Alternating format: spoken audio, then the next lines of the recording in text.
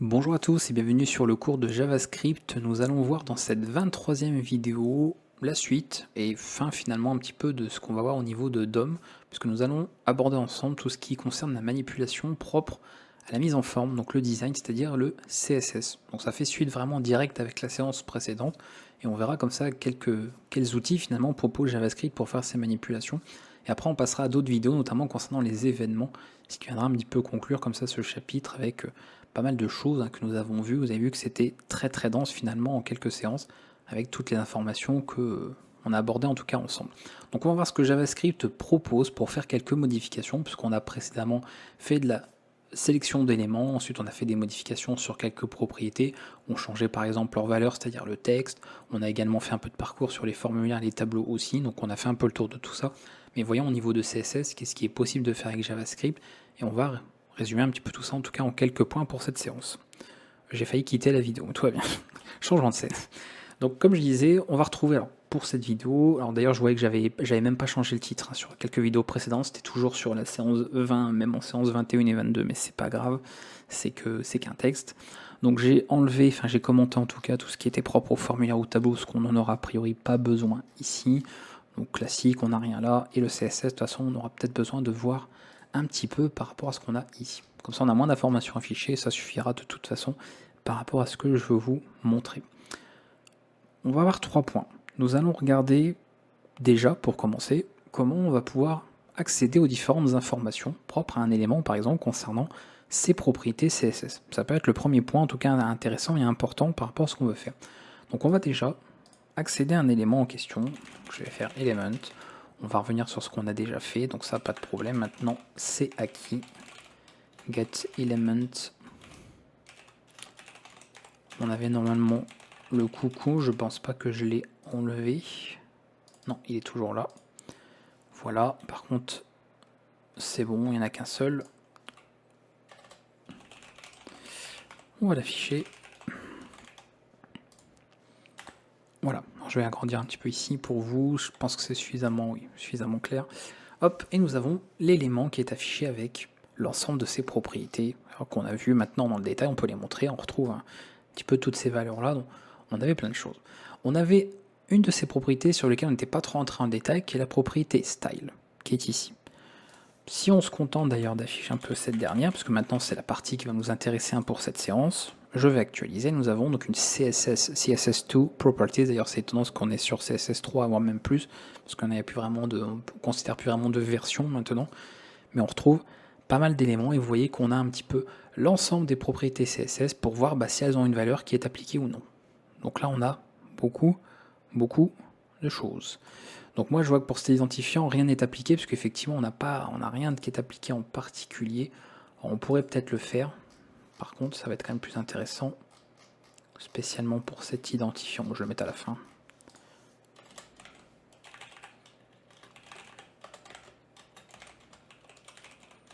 Bon, je vais reprendre la couleur là, même si j'avais fait une classe, c'est pas grave, et par exemple text decoration underline, voilà, histoire qu'on ait quand même des valeurs, parce que s'il n'y a rien, bon, on va pas voir grand chose, qu'on voit un petit peu ce qu'on a ici.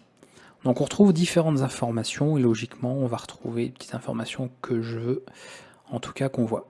Là vous voyez, couleur, bon, on voit rien, pas d'informations précises, on voit que tout est vide par défaut, donc c'est un peu embêtant parce que si je veux par exemple récupérer la couleur de cette valeur là, je ne peux pas y avoir accès.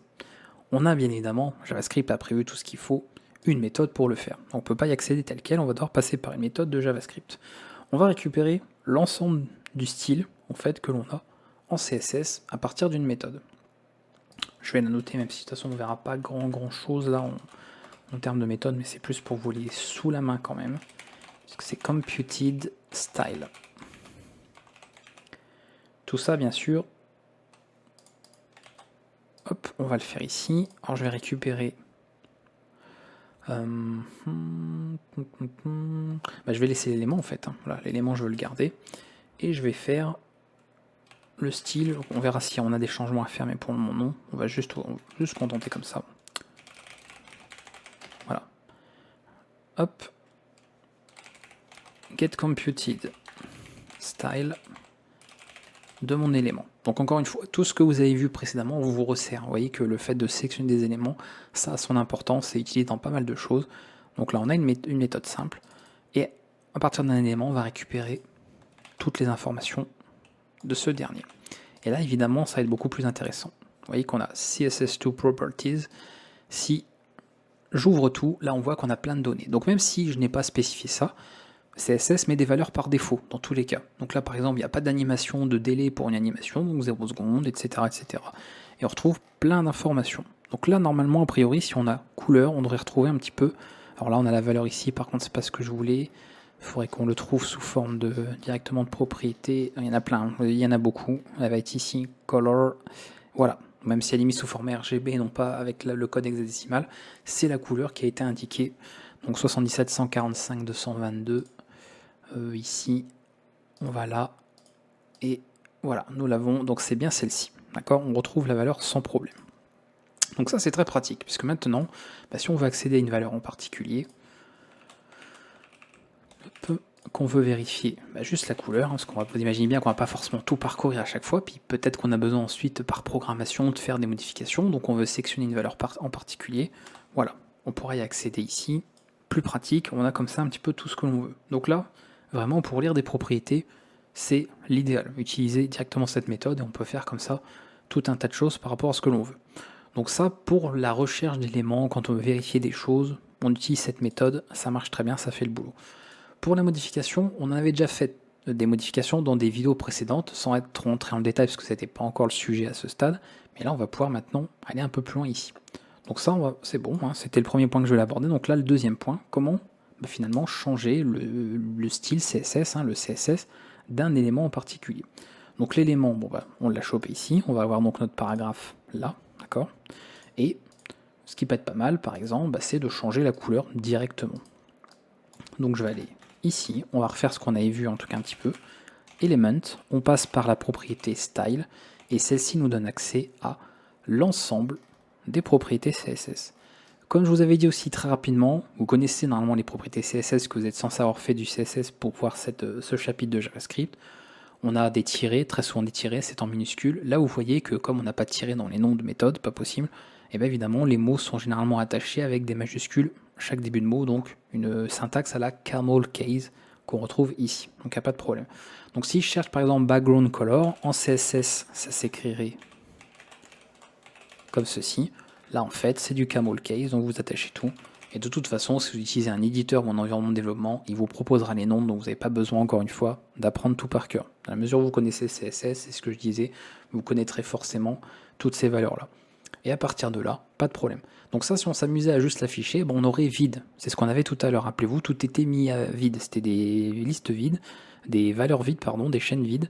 On ne peut pas. On utilisait pour ça la méthode getComputed pour avoir effectivement tous les éléments.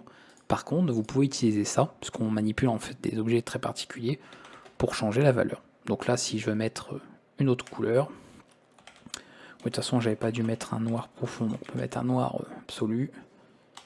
Vous voyez que là, c'est bien modifié, cette partie. Donc ça, très pratique pour faire de la modification CSS, comme ça à la volée. Modifier le CSS, voilà, changer sur quelque chose. Par exemple, vous voulez faire un différent thème, on peut changer quelque chose ou un élément en particulier avec un bouton. Hop, le bouton déclenche en fait l'action qui va changer le CSS d'un élément. Ça, on le verra avec les événements par la suite, mais c'est des choses que vous pourrez faire en tout cas à terme. Donc plein de possibilités à ce niveau-là. Je peux m'arrêter là parce que en fait, vous pouvez ça pour tout. Après, c'est un cours de CSS, vous avez un cours de CSS sur la chaîne si besoin. On peut tout modifier, d'accord. La couleur, pareil, si on veut appliquer autre chose, que ce soit un code ou pas. Par exemple, si je veux reprendre une couleur que j'avais ici, pour pas en chercher une autre, on peut l'appliquer aussi. Et bien sûr, ça se modifiera aussi. On peut absolument tout changer. Text decoration, vous voyez, c'est tout attaché avec une écriture en camel case, etc. Vous pouvez tout changer, tout modifier. Voilà, donc je pourrais le faire pour n'importe quelle propriété CSS, mais vous avez compris le principe, c'est tout ce qu'il y a à savoir. La propriété style, vous accédez ici à une propriété CSS écrite bien sûr avec la syntaxe JavaScript, et vous avez accès à tout ce que vous voulez. Parce que vous voyez que c'est une CSS Style Decoration. Voilà, c'est un cas encore particulier. C'est tout un tas de propriétés qui font bien sûr partie de certaines classes qu'on utilise ici au niveau de DOM. Maintenant, bon, si on veut aller quand même un petit peu plus loin, parce que bon là on a fait un petit peu toute, on va dire tout toute la base un petit peu de ce qu'on a, on peut modifier d'autres choses. On a notamment accès, parce que des fois on a besoin de modifier toute une partie du CSS, donc alors c'est plus rare hein, bien sûr, mais on pourrait. C'est-à-dire que je pourrais très bien... Alors je sais pas si on va le voir, Element d'ailleurs. Je sais pas s'il me le met. Est-ce qu'il me l'auto-complète d'ailleurs? Je ne le trouve pas. Parce qu'en fait il faudrait changer sur ça, mais je veux pas forcément qu'on l'ait ici. Parce que CSS Text en fait ça reviendrait à noter toutes vos balises, donc en fait limite à faire un copier-coller de ça en gros, hein, carrément. Et vous mettez comme ça un changement de CSS complet. Nous, on va principalement, comme vous avez vu, changer des éléments particuliers. On choisit ce qu'on change, hein, c'est le plus pratique, parce qu'en plus, si vous faites un changement complet de CSS, ça viendrait vraiment à écraser ce qu'il y a dans le document là, donc vous effacez ce qu'il y a pour écrire autre chose. Ça, on ne le fait pas généralement, donc on complète les éléments en modifiant des valeurs en particulier. Et sinon, ce qui est plus intéressant, et c'est le troisième point finalement de cette séance, qui pour le coup sera un peu plus courte hein, que les précédentes, je pense, c'est de pouvoir gérer les classes. Parce qu'on sait qu'en HTML, on utilise principalement pour faire de la mise en forme, etc., des classes. Et par exemple, si à un moment donné je veux mettre un texte en rouge, eh bien je vais simplement utiliser une classe. Donc à tout moment, bon, je ne vais pas le hop ici, je vais dire ce texte je veux qu'il soit en rouge, ou même en vert, mettons, hop, je lui applique une classe, et automatiquement on va pouvoir. Alors, il ne me l'a pas changé. Oui, c'est parce que je dois changer d'autre chose, non, même pas. Bah non.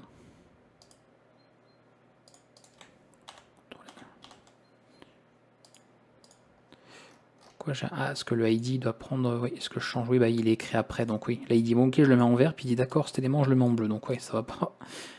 Le coucou, on va l'enlever, en fait.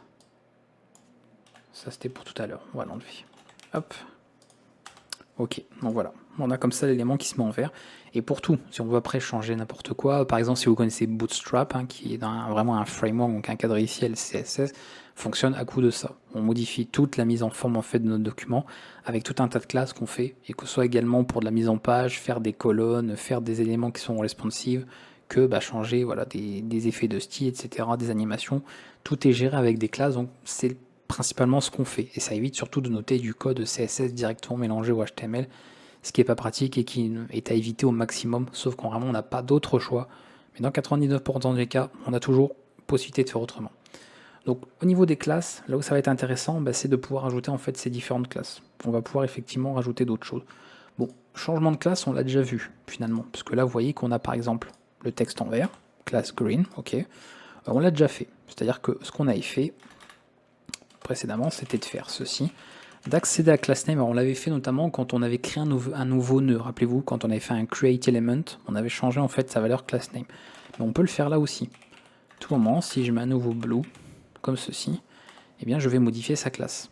Parce que ici, il va remplacer tout simplement la valeur qu'il y avait dans class name. Donc ici, il va chercher en fait l'attribut class, il va remplacer ce qu'il y avait dedans par la valeur que je lui mets. Évidemment, bon. Alors là, bon, green autre, ça va être bizarre. Est-ce que je peux faire un autre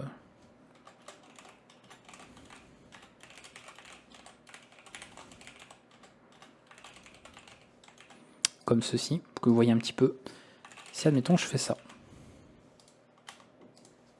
vous pouvez cumuler, puisqu'encore une fois vous remplacez ce qu'il y a. Donc on efface les anciennes valeurs de l'attribut classe et on met les valeurs qu'on veut. Donc on peut bien sûr compléter. Les classes sont séparées par une espace toujours, c'est comme ça que ça marche au niveau de HTML. Donc vous pouvez modifier tout ça et ça fonctionnera très bien. Donc là vraiment c'est le côté pratique par rapport à ça. Maintenant, si moi je voulais garder mon texte en rouge, ou en tout cas l'existant, enfin en vert, pardon, parce que c'est vrai qu'on a tellement changé de couleur, je sais plus, en vert, mais juste appliquer ça. Si je m'amuse à faire ça, on a vu ce qui se passait, on perd la couleur, forcément ça écrase tout et ça applique ça. Moi je veux pas effacer les classes actuelles, je veux surtout pas remplacer l'ancienne mise en page, je veux la garder, mais je veux juste ajouter quelque chose. Et bien dans ce cas-là, au niveau d'autres éléments, vous allez pouvoir passer par class list. Donc encore un autre type de données voilà, qu'on retrouve en JavaScript ici. Et à partir de là, utilisez la méthode add.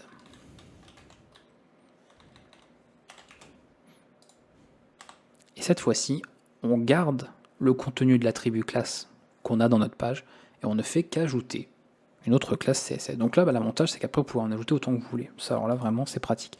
Si vous voulez en ajouter plusieurs, il faut les séparer par des virgules. Ici, attention, c'est pas propre comme une valeur. Donc si je veux mettre autre chose, je sais pas moi, italique par exemple. Toc.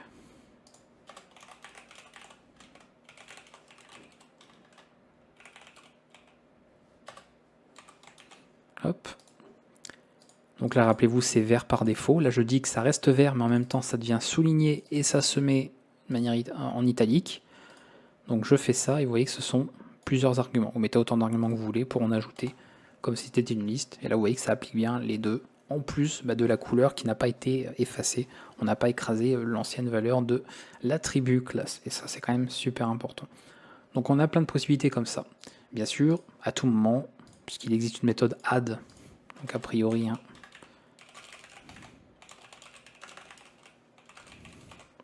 voilà, donc on peut en cumuler plein. Hein. Encore une fois, vous avez compris le principe. Et généralement, quand on a une méthode add quelque part, on a une méthode remove. Donc là, pareil, bon, si je veux faire un truc bizarre,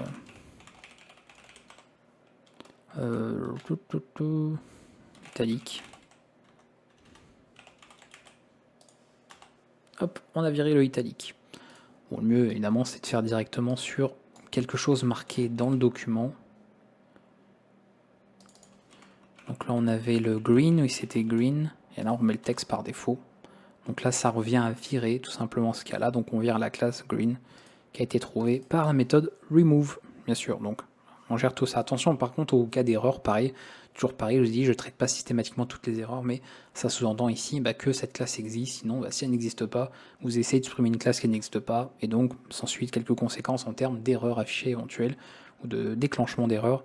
Donc tout ça est à gérer, bien sûr, au niveau de JavaScript, comme vous avez appris à le faire précédemment, tout au sein du cours sur la chaîne. Donc là, on a quelques outils comme ça. On peut vérifier justement, parce qu'on parle d'erreurs, ça va être pas mal de vérifier avant. Donc par exemple, de se dire, si ça existe, hein,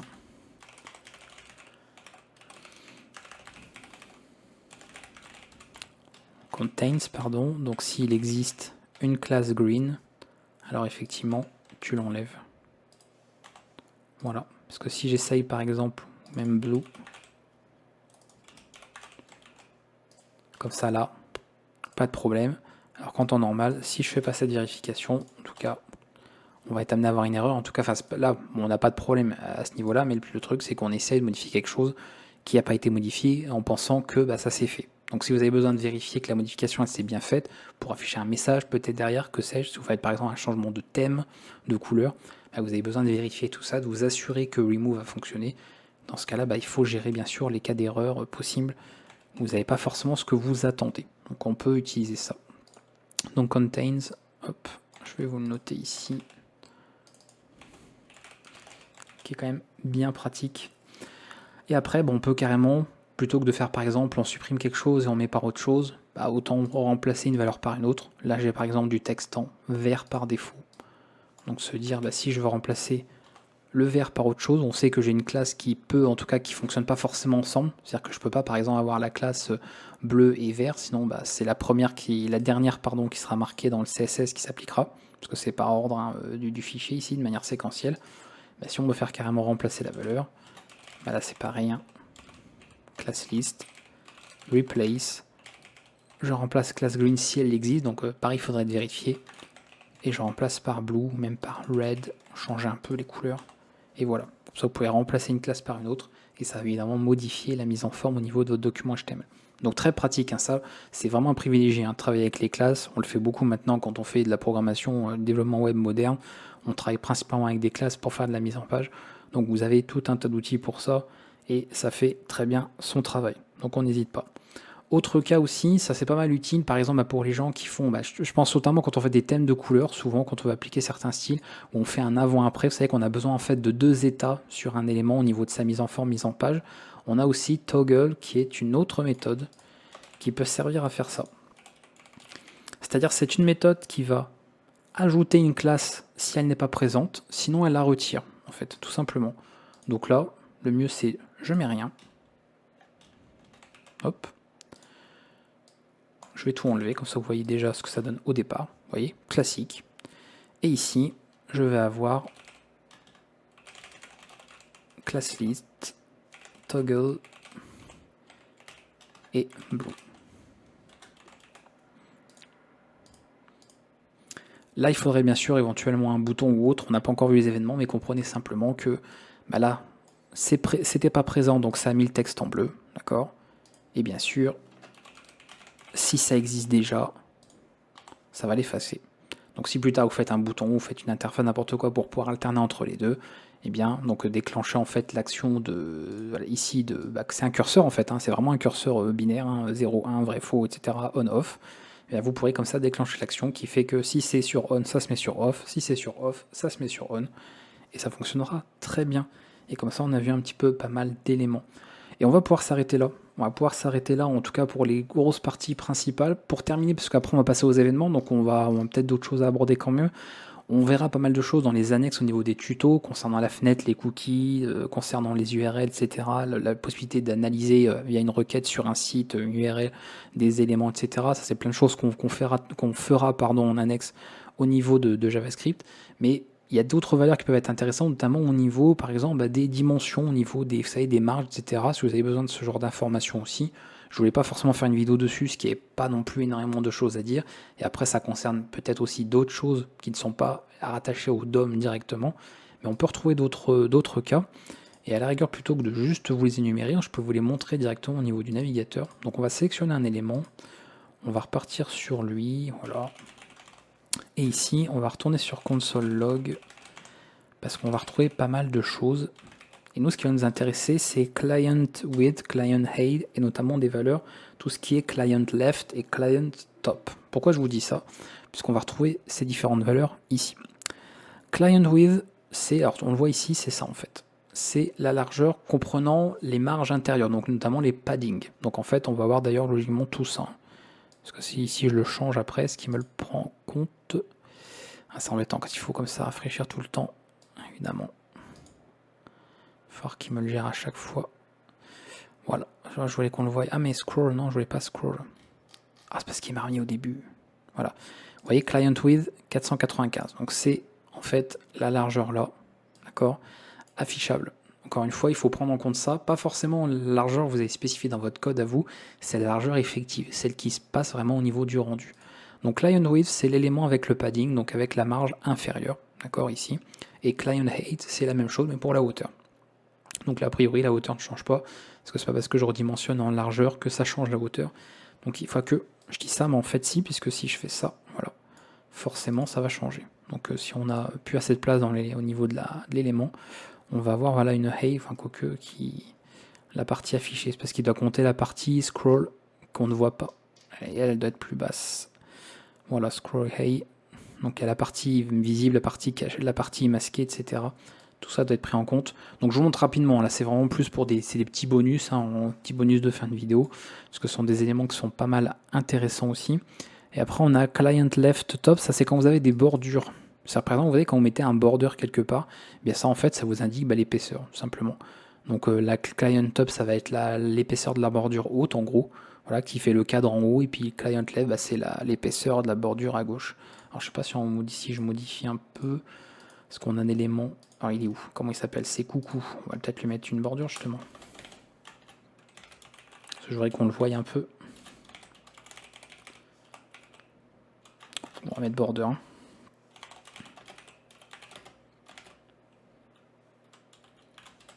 Il sera même merveilleux. Ça va être moche mais c'est pas grave.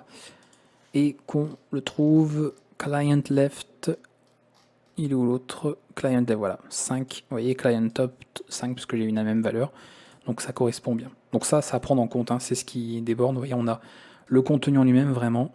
Ensuite, vous avez bien sûr la marge intérieure, donc padding, la bordure, et ensuite vous avez la outline, et ensuite vous avez le margin, donc qui est la marge extérieure, cette fois-ci. Donc tout ça, on l'avait vu dans le cours HTML, CSS, bien sûr, en détail, je vous avais fait tout le détail là-dessus. Et c'est important, ces valeurs, ça peut servir parce que on pourrait des fois s'attendre à des valeurs différentes, parce qu'encore une fois, il faut prendre en compte tout ça, le fait qu'il y a le contenu en lui-même, le rendu, il y a ensuite le rendu effectif par rapport à la résolution, il y a ensuite à prendre en compte les marges, et puis ensuite les paramètres que vous mettez. Moi, par exemple, au niveau CSS, pour ceux qui ont bien révisé leur langage, voyez que j'ai mis un box sizing border box. Donc évidemment, ça change le comportement. J'ai enlevé par défaut toutes les marges intérieures et extérieures. Donc tout ça fait que les valeurs réelles en fait au rendu vont être différentes de ce qu'on a spécifié ici, par exemple. Donc si vous avez besoin d'avoir des données bien précises, par exemple pour placer des éléments, plus tard si vous voulez faire notamment de la 2D ou travailler sur des images ou autres, ou de l'affichage pur, eh bien vous avez ces petites propriétés qui peut-être pourront vous servir. Donc c'est bien de savoir qu'elles existent. Et il y en a plein d'autres de toute façon. Encore une fois, on n'a pas parlé de... Alors tout ce qui commence par on, ce sont des propres aux événements, on va le voir dans la séance prochaine. On va parler des événements, donc ça pas de problème. Mais vous voyez qu'il y a Tab Index, par exemple, j'en ai pas parlé. Bon, si vous avez fait du HTML, vous connaissez, vous savez à quoi ça sert. Donc on retrouve ces choses-là. Voilà. Plein de choses propres également à tout ce qui est barre de défilement, les contenus masqués, etc. Voilà. Donc j'ai pas évidemment mentionné toutes les propriétés, mais n'hésitez pas à aller voir un petit peu ce qu'il y a d'autre, voir un petit peu le child node. On retrouve le fameux child node avec la suite des nœuds enfants, les URL, etc. Donc on peut retrouver plein d'autres informations. C'est toujours bon à prendre. Et en tout cas, je trouve que ça conclut bien ce qu'on avait vu ici. On aura fait le tour, voilà, plein de choses qui sont prises en compte. Pareil, normalement c'est offset je crois, si on veut prendre en compte le contenu et la bordure. Ils sont offset quelque part off, O-N-E-F-F, non. Enfin c'est O, il est où? Ah si, il est là, pardon. Voilà, donc là c'est pour prendre un petit peu tout. Width et height, c'est pour prendre à la fois et le contenu, le client width en fait, donc le contenu plus la bordure, donc le border. Donc là ça prend les deux ensemble, ça fait la somme et voilà. Donc ça, voilà, si vous avez besoin de modifier ces valeurs, sachez qu'elles existent, il y a des propriétés pour ça, vous n'avez pas besoin d'aller chercher très loin, d'accord? Vous voyez qu'il y en a beaucoup, donc ces informations pourraient vous intéresser en tout cas par rapport à ce que vous pouvez faire au niveau de JavaScript. En tout cas, nous, on va s'arrêter là pour tout ce qui est le DOM de manière générale, que ce soit sa découverte, le parcours, les manipulations, que ce soit pour la structure de la page, donc le HTML, ou la mise en forme, c'est-à-dire le CSS. Et on va attaquer ensuite, pour la suite, et pour terminer ce chapitre-là assez conséquent, on parlera des événements, c'est-à-dire le fait d'avoir des actions. Par exemple, de cliquer sur un bouton, ça déclenche quelque chose, d'avoir des animations, pourquoi pas, d'avoir un événement qui se déroule sur la page en temps réel, de faire des compteurs, voilà. De faire pas mal de petites choses. Je pense que j'ai plein de petits exemples qu'on va pouvoir voir ensemble pour aborder tout ça, puisqu'il y a quand même pas mal d'éléments aussi à connaître, pas mal de nouvelles méthodes qu'on va voir, des nouvelles syntaxes aussi, très certainement. Donc on a une bonne partie, je pense. Ce sera fait a priori en 2 parties. De toute façon, je vais voir. Je ne sais pas forcément exactement. Donc il n'y aura peut-être qu'une seule vidéo sur les événements. Si ça fait beaucoup, ce sera en 2 parties, peut-être en 15 parties, sait-on jamais. On aura en tout cas beaucoup de choses. Ça terminera comme ça clôturera le dernier chapitre de ce cours. Ensuite, on terminera avec quelques vidéos propres à la programmation asynchrone, les promesses, etc. On terminera sûrement avec une vidéo de conclusion, comme je le fais à chaque fois. Ça terminera le cours. Et après, s'il y a d'autres choses que je veux aborder avec vous en JavaScript, je le ferai exclusivement dans la playlist tutoriel pour venir compléter le cours, ce qui ne sera pas exhaustif, on ne va pas tout retrouver dans le cours, mais ça fera déjà une très très bonne base bien solide. Et après les tutos complètent avec plein d'autres API, plein d'autres bibliothèques, plein d'autres outils qu'on peut utiliser en JavaScript parce que le langage est très riche, surtout ces dernières années, et on peut en dire beaucoup. Et après, on aura d'autres playlists peut-être de cours cette fois-ci pour aborder d'autres outils comme Node, des outils propres à JavaScript, des frameworks pour travailler côté client, travailler côté serveur. Voilà, c'est très très vaste aussi, donc évidemment, JavaScript était le premier cours, c'était le cours de base pour apprendre le langage. Après, si on veut utiliser des outils, on aura d'autres cours par la suite, un peu comme j'ai fait Python au début et maintenant vous avez un cours Django et éventuellement peut-être d'autres outils. Là c'est pareil, c'est le point de départ, c'est le point de central, c'est là où il faut commencer et après on voit d'autres outils ensemble. A bientôt pour la suite en tout cas de ce cours. Dans les commentaires si vous avez des questions, n'hésitez pas parce qu'on a abordé plein de choses. Des fois je suis obligé d'aller un petit peu vite aussi parce que je peux pas tout trop détailler parce que c'est très très riche en informations et qu'il faut aussi à un moment donné arrêter la vidéo simplement. Donc n'hésitez pas si vous avez encore des blocages sur certaines choses pour passer à la suite, parce que les événements, on passe à un autre cas particulier. Donc vous avez bien compris tout ça aussi, parce que ça nous servira quand même en partie pour la suite. A bientôt tout le monde, ciao.